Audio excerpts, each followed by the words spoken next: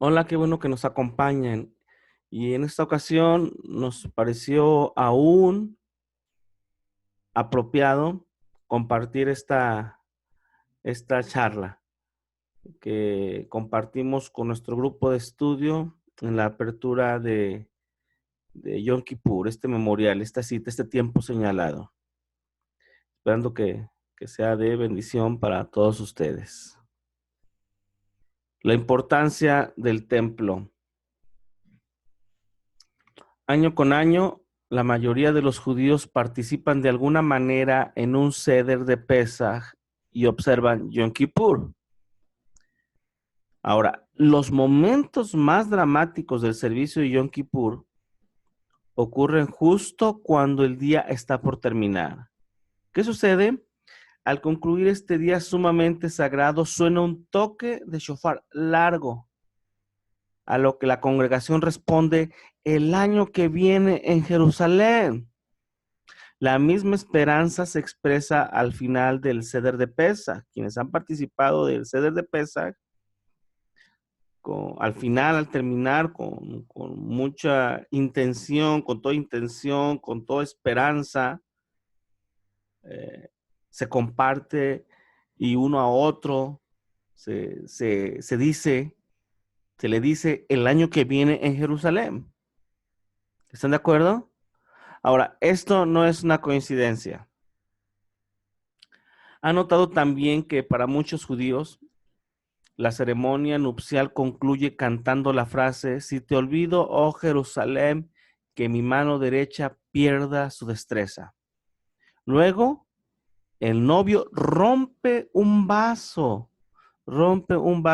como gesto simbólico de dolor, de modo que incluso en su momento más feliz, como es esta ceremonia nupcial, la pareja de recién casados recuerda. ¿Qué recuerda? La destrucción de Jerusalén y el templo sagrado.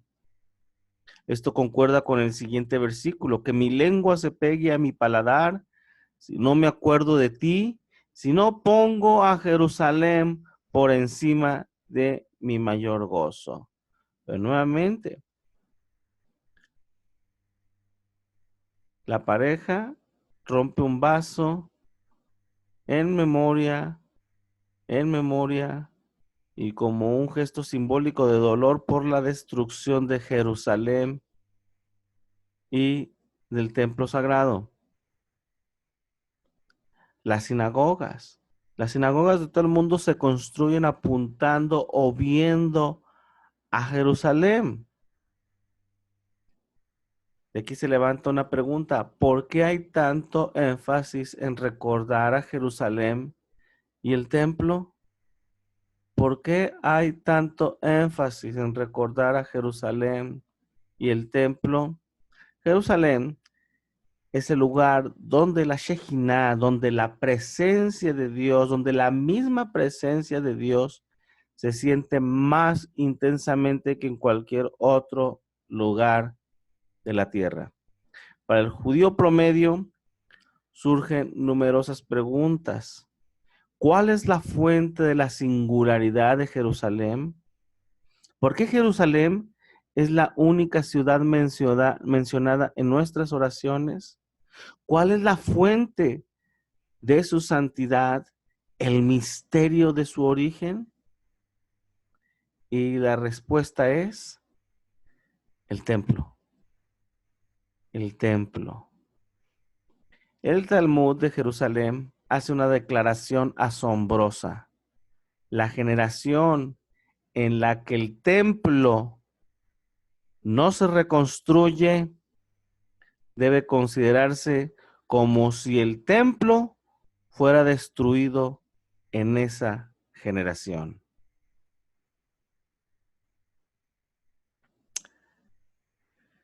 Cuando lloramos, hay una página, Chabad es la fuente del siguientes líneas.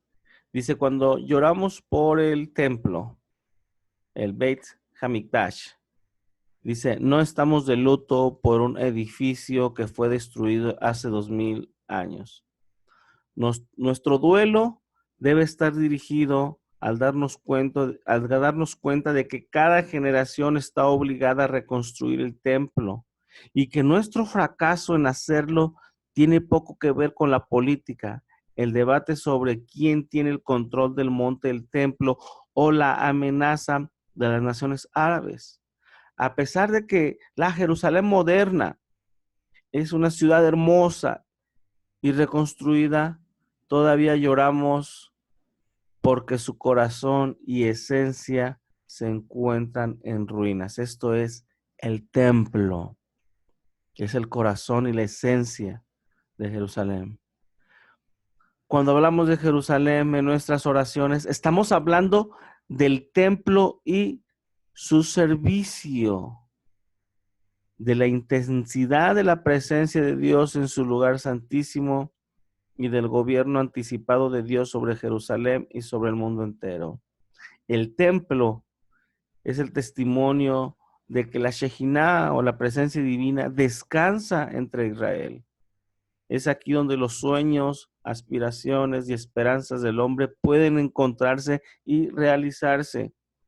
Es aquí donde una persona que está atribulada y afligida por el fracaso y el pecado puede transformarse.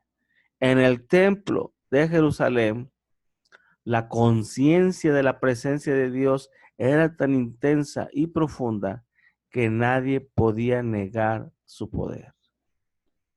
¿Qué les parece?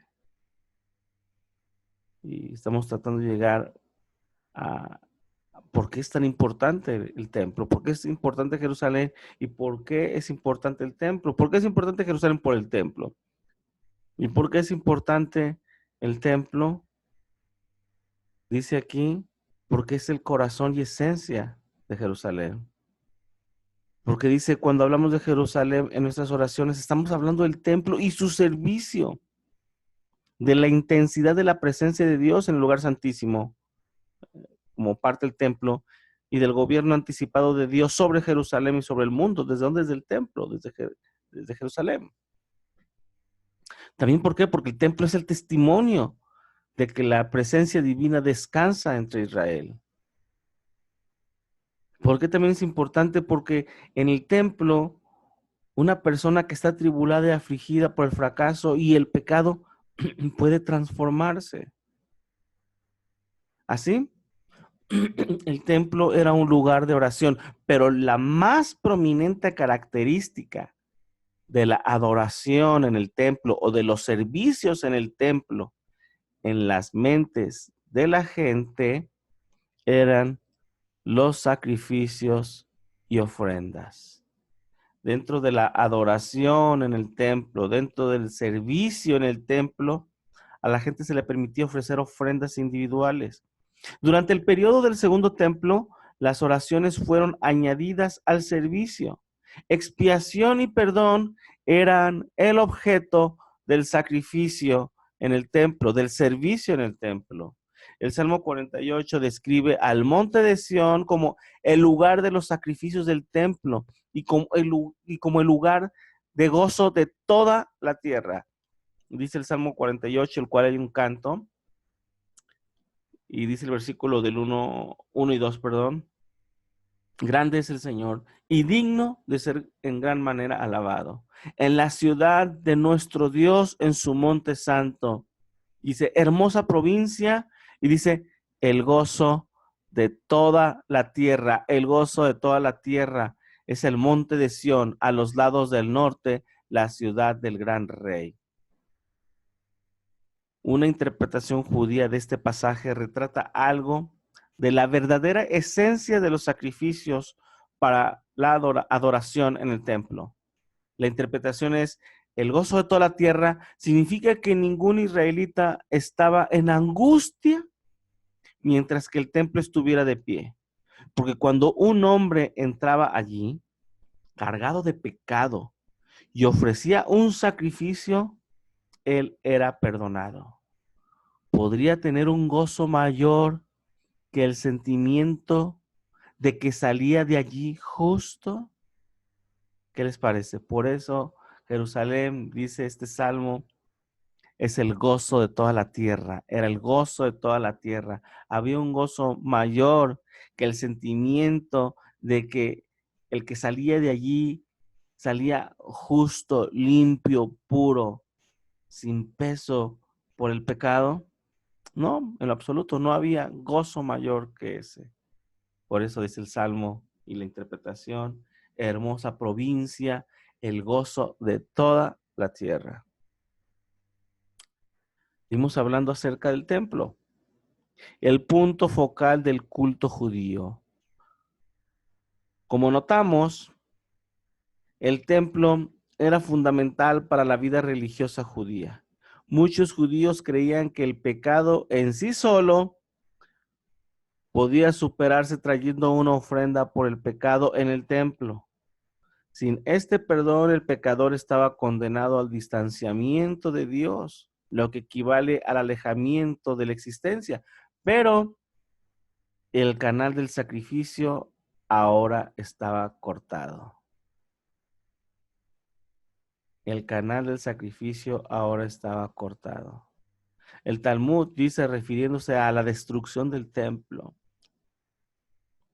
¿qué hay para un padre que ha exiliado a su hijo?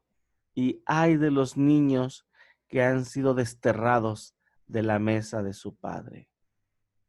Para muchos judíos, la experiencia completa del judaísmo era sacramental. Los sacerdotes servían, las masas ignorantes miraban, sus vidas religiosas fueron iluminadas solo por esos momentos extraordinarios cuando multitudes se reunían en Jerusalén. Allí, en el asombro de un sacrificio pascual o en el ritual de expiación de Yom Kippur, sintieron una emanación o sintieron una emanación de fuerza divina que derramaba gracia y bendición sobre la gente e hizo del poder del Señor una presencia asombrosa. Para esta gente, después de la destrucción en el año 70, solo hubo vacío, confusión, desorientación. ¿Qué les parece? La pregunta que se levanta ahora es, ¿cómo se las arregló el judaísmo después del 70 y 135 de la era común sin el templo? Sabiendo que el templo, conociendo, entendiendo que el templo era el gozo de toda la tierra, era el lugar donde la presencia de Dios se manifestaba, era el lugar de los sacrificios, donde una persona salía transformada, donde una persona salía perdonada. Toda la vida, no solamente religiosa, sino cultural y social, giraba alrededor del templo. ¿Cómo se las arregló el judaísmo después del 70 y 135 sin el templo, sin sus servicios, sin los sacrificios, sin los sacerdotes? ¿Cómo se las arregló? Los sacrificios han sido reemplazados. El judaísmo tradicional enseña que en el evento en que Israel se encuentre en una situación donde no haya ni tabernáculo ni templo y consecuentemente la sangre para la expiación de los pecados no pueda usarse debido a la ausencia del templo, Dios mismo, eso es lo que es el judaísmo tradicional, Dios mismo ha establecido que por medio de la oración, el arrepentimiento y las buenas obras se reemplacen los sacrificios expiatorios que habrían tenido que darse en el evento en que el templo estuviera de pie. Vuelvo a repetirlo, esto es lo que piensa el judaísmo tradicional, esto es lo que enseña el judaísmo tradicional, en el que en el evento, en la situación, la circunstancia en el que ni el tabernáculo ni el templo existan, ¿ok? Dice, Dios mismo ha establecido que por medio de la oración, el arrepentimiento y las buenas obras se reemplacen, por medio de ellos se reemplacen los sacrificios expiatorios. ¿Qué les parece? Así se las arregló el judaísmo tradicional después de la destrucción del templo en el año 70. Oración, arrepentimiento y buenas obras reemplazan los sacrificios expiatorios. En otras palabras, que ahora sin templo y sin sacerdotes, La expiación puede ser perfectamente alcanzada por medio de sustitutos introducidos por el propio Dios. Esto es lo que enseña el judaísmo tradicional. Esta página judío ortodoxa dice, en la práctica judío actual, la oración y el estudio de las leyes de los sacrificios han reemplazado a los sacrificios. Pero, ¿no se requiere un sacrificio de sangre para obtener el perdón? Claro, eso es lo que enseña la Torá. Sin embargo, el judaísmo tradicional enseña en absoluto, como acabamos de ver en el párrafo anterior, aunque el sacrificio de animales es un medio para obtener el perdón, también existen ofrendas que no son de animales y existen otros medios para obtener el perdón que no implican sacrificios en absoluto. ¿Qué les parece? En contradicción con lo que dice la Torá. Sin derramamiento de sangre no hay expiación. Pero el judaísmo tradicional dice, aunque el sacrificio en animales es un medio para obtener el perdón, también existen ofrendas que no son de animales y existen otros medios para obtener el perdón que no implican sacrificios en absoluto. Como ya vimos, en la práctica judía actual, la oración y el estudio de las leyes de los sacrificios han reemplazado los sacrificios. Aquí tenemos la fuente. Otra página dice, basado en la afirmación del rabino Yoshua ben Levi, las oraciones fueron instituidas para reemplazar los sacrificios diarios. En otras palabras, los sabios instituyeron la oración para reemplazar los sacrificios que ya no podían ofrecerse después de la destrucción del templo. ¿Qué les parece? Esto es lo que enseña el judaísmo tradicional. Y la manera en como aparentemente se las arregló después de la destrucción del templo en el año 70. ¿Qué hacer ahora sin el templo cuando toda la vida religiosa giraba alrededor de los servicios del templo? Oración, oración, dicen ellos, arrepentimiento y buenas obras reemplazan los sacrificios expiatorios. Ya no hay necesidad de templo, no hay necesidad de sacrificio ni sacerdotes.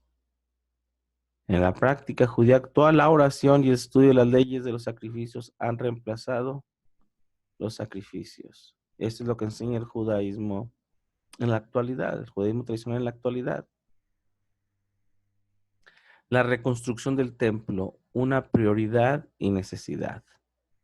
La pregunta que se levanta delante de nosotros es, si el templo está destruido y los sacrificios ya no pueden llevarse a cabo, pero la oración, el arrepentimiento y las buenas obras reemplazan al templo, ¿por qué entonces la reconstrucción del templo es un asunto tan importante y prioritario para el judaísmo? ¿Dónde surge ese profundo sentido de duelo y de pérdida, ayunos y lamentos por la reconstrucción del templo, si Dios lo ha reemplazado por las oraciones, el arrepentimiento y las buenas obras? ¿Por qué vivir enlutados por su destrucción? ¿Por qué no tener templo y no tener sacrificios es visto como un desastre si la oración, el arrepentimiento y las buenas obras reemplazan los sacrificios? Dice el doctor Damián Abraham, no hay duda que con la destrucción del templo y el cese de los sacrificios, algo muy grande y serio se perdió. En definitivo, ¿para qué estar enlutados? ¿Para qué ese sentido de duelo y pérdida por el templo si no es necesario? Si la oración, las buenas obras y el estudio de la Torah reemplazan los sacrificios. Dice el doctor Ben Abraham nuevamente, No hay duda que con la destrucción del templo y el cese de los sacrificios, algo muy grande y serio se perdió. El perdón de pecados y el factor Yeshua. El doctor Damen Abraham cita un midrash que dice, Moisés dijo a Dios, ¿no vendrá un tiempo cuando Israel no tendrá tabernáculo ni el templo?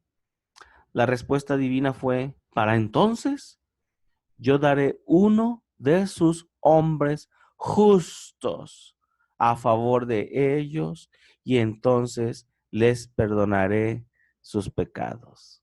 ¿Qué les parece este midrash? Así, sin duda alguna y en línea con los profetas de Israel, se afirma que por medio de un justo, Dios puede imputar perdón y expiación a su pueblo. ¿Alguien más justo que nuestro Mesías Yeshua? ¿Alguien más justo que Yeshua, nuestro Mesías?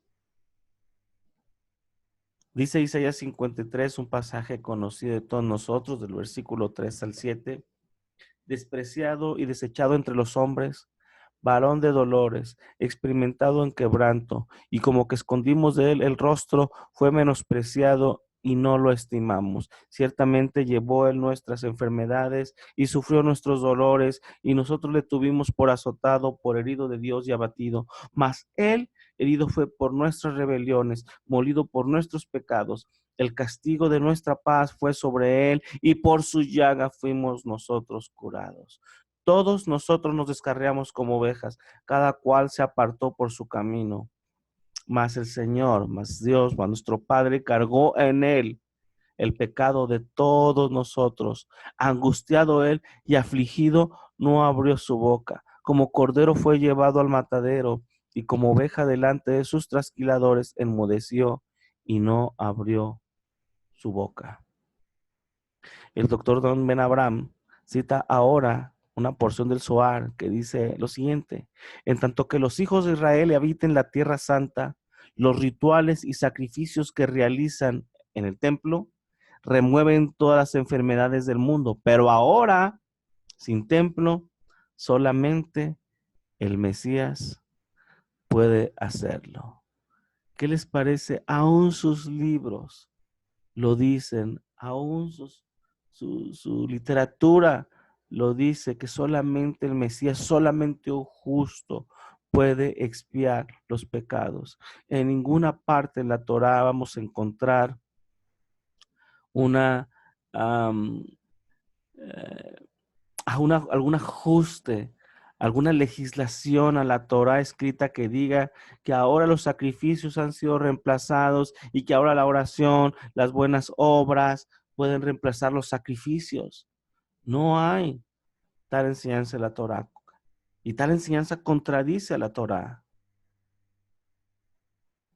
Dice la Torá escrita, y sin derramamiento de sangre no hay expiación de pecados. Y aún los libros del judaísmo tradicional, ellos encuentran esto. Dice, ahora sin templo solamente el Mesías puede, dice, expiar, puede remover las enfermedades del mundo, o como vimos aquí en este Midrash, cuando Moisés dice, no vendrá un tiempo cuando Israel no tendrá tabernáculo ni templo.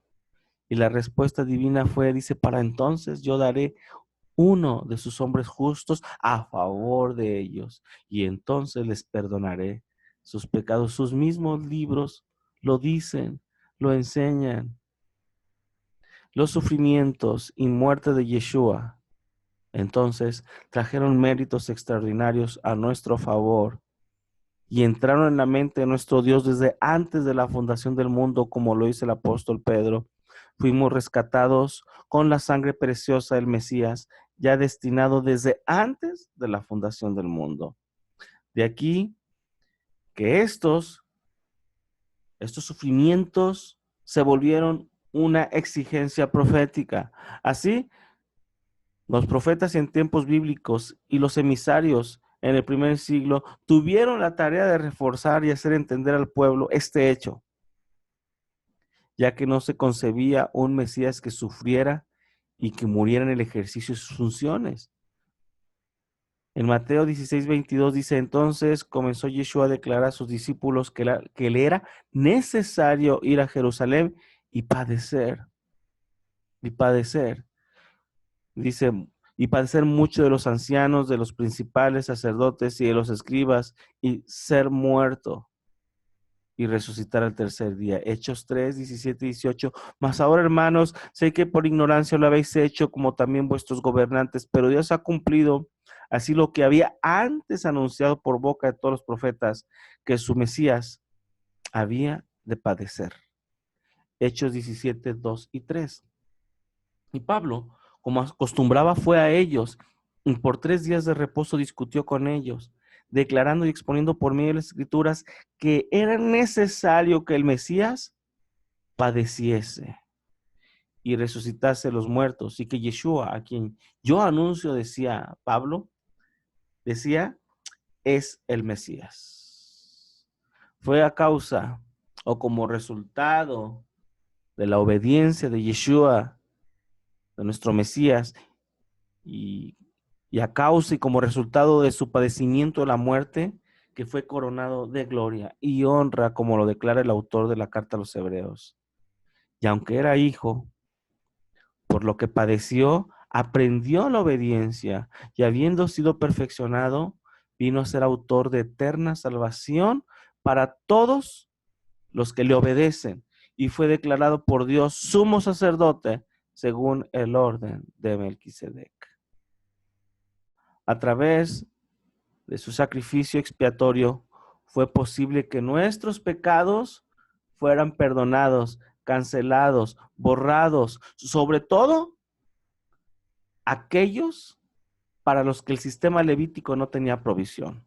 Como ya estudiamos, las ofrendas diarias y aún los sacrificios de Yom Kippur tenían restricciones. Esto es, no todos los pecados podían ser expiados, a pesar de que en un momento dado la persona procurara arrepentimiento. Por ejemplo, en los casos de adulterio, hechicería, asesinato y asesinato premeditado, perdón, no había provisión en el sistema levítico y no había manera de que estos pecados fueran expiados, aunque la persona procurara el arrepentimiento. Sin embargo, Dios en su misericordia anticipó por medio de los profetas una ofrenda extraordinaria, única, poderosa para todos aquellos que procuran un arrepentimiento sincero y que el sistema levítico no pudiera expiar. Esta ofrenda fue la vida de nuestro Mesías. Dice Isaías 59:20, y vendrá el Redentor a Sión, y a los que se volvieren de la iniquidad, a los que se arrepintieren en Jacob, dice el Señor. Esto es, a los que se volvieren, a los que se arrepintieren de su iniquidad, de los pecados por rebeldía, dice, a ellos vendrá el Redentor a Sión.